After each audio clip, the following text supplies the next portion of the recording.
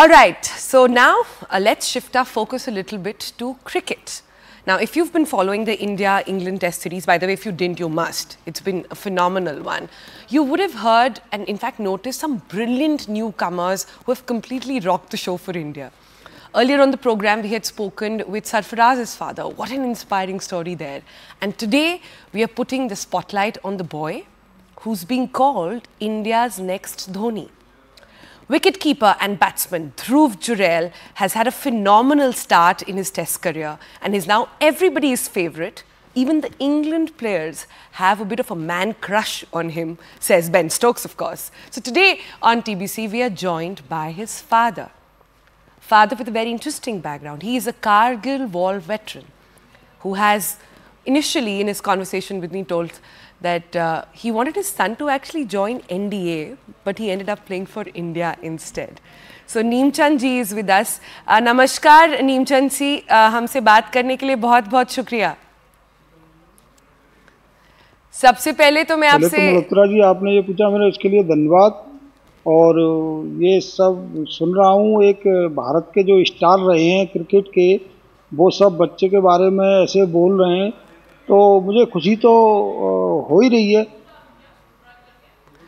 खुशी तो हो ही रही होगी. सर मैं आपसे जानना चाह रही थी कि उसकी पारी तो बहुत अच्छी रही ध्रुव की, लेकिन जो चीज़ मेरे जहन में रह गई, बहुत लोगों के जहन में रह गई, वो था उसकी हाफ सेंचुरी के बाद जब बल्लेबाज अपना बैट उठा के टीम की तरफ देखते हैं या भगवान को शुक्रिया करते हैं या ग्राउंड को छूते हैं, उन्होंने आपको सल्यूट किया फील्ड से. उस सल्यूट के पीछे की क्या कहानी हमें बताइए.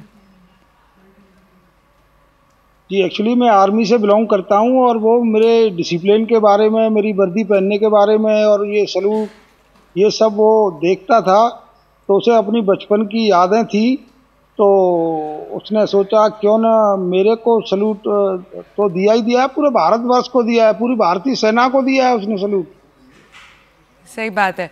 पर आप एक बात बताइए मुझे नीमचंद जी, एक फौजी का बेटा बैट बॉल क्रिकेट कैसे पहुंच गया, कैसे हुआ ये एक्चुअली बनाना तो हम उसे आर्मी में ही ज्वाइन कराना चाहते थे और हम भी यही चाहते थे कि ये अच्छी तरह से पढ़ाई करे, एनडीए फेस करे, एनडीए पास करके और एक सेना में अधिकारी के रूप में जाए. अच्छा. लेकिन उसके कुछ इरादे ही और थे कि पापा हम क्रिकेट खेलेंगे.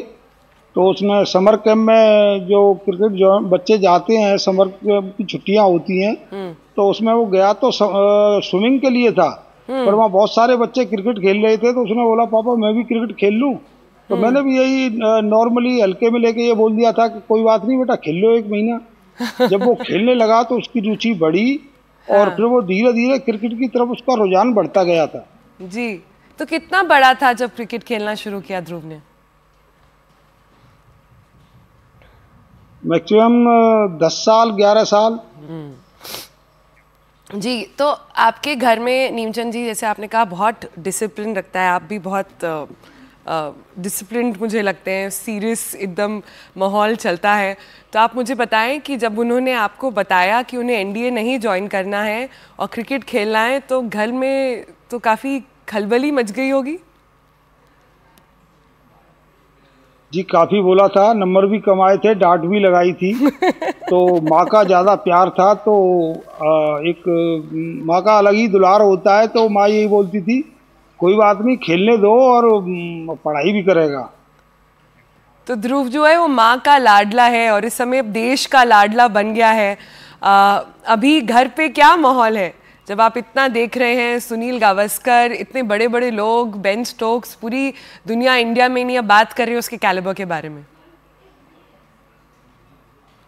घर पर सब खुशी का माहौल है और अभी मैं ना अपने पैतृक गांव में ही हूँ. वैसे आगरा में रहता हूँ पर मैं अपने पूरे परिवार के साथ ही बैठा हूँ यहाँ. आगरा के हैं आप, यूपी के. हम भी यूपी के हैं नीमचंद जी और बड़ी खुशी होती है जब हमारी स्टेट से लोग निकल कर आते हैं. पर उसी बात पे मैं बताना चाहती हूँ कि कुलदीप यादव जो भी यूपी के हैं बाय द वे, उनके साथ जो आखिरी में उनकी पूरी बल्लेबाजी चली, जो पार्टनरशिप रही, वो काफ़ी मेक और ब्रेक थी इंडिया के लिए. उस पूरी पारी के बारे में आपने उनसे बात करी होगी मैच के बाद, क्या बात हुई फ़ोन पर? एक तो मुझे सबसे पहले तो एक कुलदीप भी जितना रोल ध्रुव का था वो भी कुलदीप का था रोल।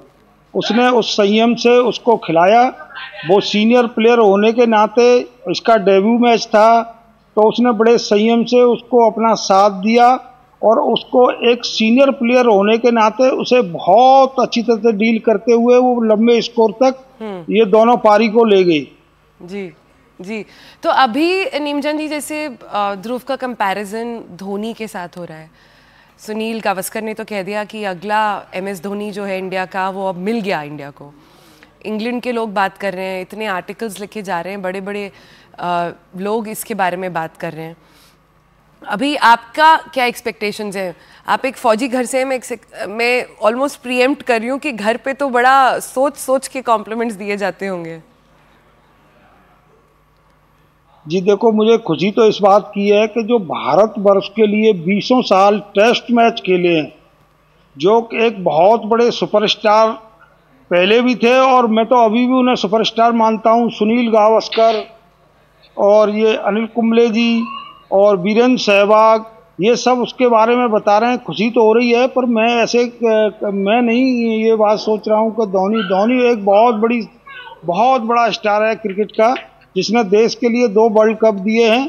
और मैं अभी उनसे इस बारे में तो नहीं कह पाऊंगा कि मैं उनसे तुलना कर रहा हूं, पर मुझे खुशी का पल इस बात का है कि इतने बड़े स्टार और बेटे को उस लेवल पे ले जा रहे हैं कि जो कि धोनी से नाम जोड़ रहे हैं।